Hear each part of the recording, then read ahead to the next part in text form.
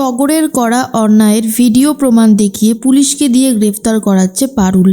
সম্পূর্ণ জানতে ভিডিওটিতে একটি লাইক করে দেখতে থাকো। গল্পে শুরুতেই দেখা যায় চেয়ারম্যান স্যার পারুলকে প্রমাণ দেখানোর জন্য বললে পারুল আর প্রমাণ দেখাতে পারে না। আর তার একটাই কারণ, টগর পারুলের ফোন থেকে ডিলিট করে দিয়েছে সংযুক্তার ভিডিওগুলো।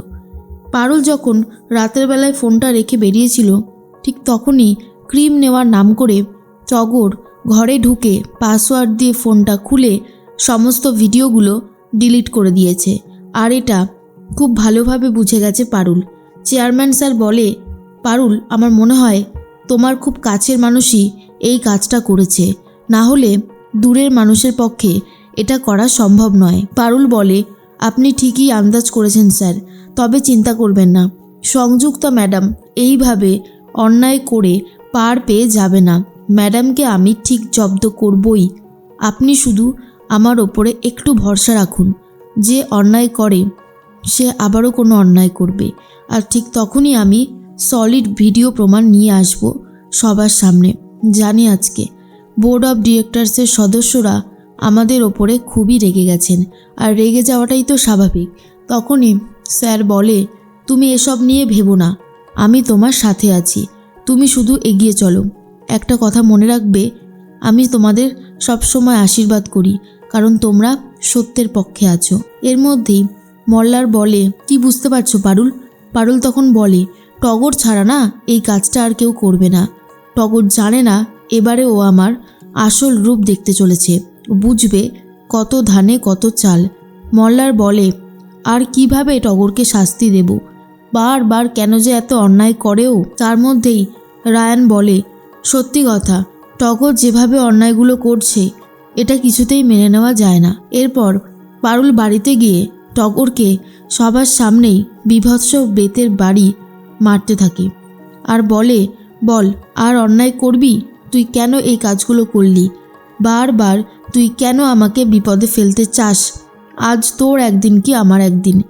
এরপরই মল্লারের মা বলে, দেখলেন তো বাবা, এই জন্য ওকে আমি আমার ছেলের বউ হিসেবে মানি না। ওর মাথায় কোনো বুদ্ধি নেই, যখন যা ইচ্ছা তাই করে বেড়ায়। এবারে ওর একটা উচিত শাস্তি হওয়া উচিত, না হলে ও পার পেয়ে যাবে। এভাবে ও চলতে পারে না। রায়ান তখন বলে, যতদূর শুনেছি পারুল তোমাকে মানুষ করেছে, বড় করেছে। তোমার মা তোমাকে জন্ম দিতে পারে, কিন্তু পারুল ভালোবাসা দিয়ে তোমাকে আগলে রেখেছিল, আর তুমি কি না বারবার ওর ক্ষতি করতে চাইছো। এই রকমভাবে যদি তুমি অন্যায় করতে থাকো তাহলে কিন্তু সত্যি কথা, এবারে তুমি শাস্তি পাবেই। এরপর টগরকে ভীষণ বেতের বাড়ি মেরেছে পারুল। তারপরেই টগর ভাবে, অনেক হয়েছে, আর এইভাবে আমি মার সহ্য করব না। এরপর পারুল বুঝবে আমি কি জিনিস। এর মধ্যেই সকাল হতেই সবাই যখন কথা বলতে থাকে, তখনই বাড়ির বেলটা বেজে উঠেছে। দরজা খুলতেই সবাই দেখে চলে এসেছে বাড়িতে পুলিশ। আর পুলিশকে দেখা মাত্রই টগর বলে, আমি টগর চক্রবর্তী, আমি আপনাদেরকে জানিয়েছিলাম আমার ওপরেই বধূ নির্যাতন করেছে আমার দিদি পারুল চক্রবর্তী। অফিসার শুনে বলে, আপনি ওনাকে মেরেছেন? কেন গায়ে হাত দিয়েছেন জানেন না? গায়ে হাত দেওয়াটা ঠিক কত বড় অন্যায়। এরপর পারুল বলে, শুনুন, আমার কথাটা না শুনলে আপনি পুরোপুরি বুঝতে পারবেন না। আপনাকে হয়তো পুরোটা বলেনিও, তাই আপনি জানেন না। ও আমাদের পরিবারের সবারই ক্ষতি করার চেষ্টা করে, তাই আমি ওকে উচিত শিক্ষা দিয়েছিলাম। এরপর এই অফিসার বলে, না, এইভাবে আপনি কারোর গায়ে হাত তুলে তাকে উচিত শিক্ষা দিতে পারেন না। সে আপনি ওর যতই দিদি হন না কেন, এবার আপনাকে আমাদের সাথে থানায় যেতে হবে। তখনই অফিসার বলে, কি হলো, দাঁড়িয়ে আছেন কেন, চলুন। এরপর দাদু বলে, শুনুন অফিসার, আমাদের বাড়ির বউকে আমরা অবশ্যই শাসন করতে পারি, আর সেটার অধিকার আমাদের আছে। দয়া করে আপনারা এর মধ্যে ঢুকবেন না। আপনারা যদি এর মধ্যে ঢোকেন তাহলে কিন্তু খুবই সমস্যা হবে। তখন অফিসার বলে, দেখুন, আমি যেটা করছি সেটা কিছু ভুল করছি বলে তো অন্তত আমার মনে হয় না। যা করছি তা একদম ঠিক করছি। এর মধ্যেই পারুল বলে, দেখুন, ও তো আমার বোন হয়, আমি ওকে খুব ভালোভাবে চিনি। ও পরিবারের কাউকে সহ্য করতে পারে না, খুব ভুলভাল অন্যায় কাজ করে। এরপর পিসিমণি বলে, ও ওর নিজের দিদির সাথে শত্রুতা করে অফিসার। কি বলবো বলুন, দুই বোন দুই বোনের মধ্যে যে কত পার্থক্য সেটা আপনি নিজেই বুঝতে পারবেন। এরপর অফিসার বলে, কিন্তু আপনাদের রাইট কে দিয়েছে এইভাবে গায়ে হাত দেওয়া? পারুল বলে, যখন ও অন্যায় করেছে তখনই শুধু ওর গায়ে হাত তুলেছে, আদারওয়াইজ নয়। অফিসার আপনি প্লিজ বোঝার চেষ্টা করুন। এরপর অফিসার বলে, ঠিক আছে আমি আজকে চলে যাচ্ছি, কিন্তু এর পরে যখন বাড়াবাড়ি হবে তখন কিন্তু আমি আপনাকে অ্যারেস্ট করে নিয়ে যাব।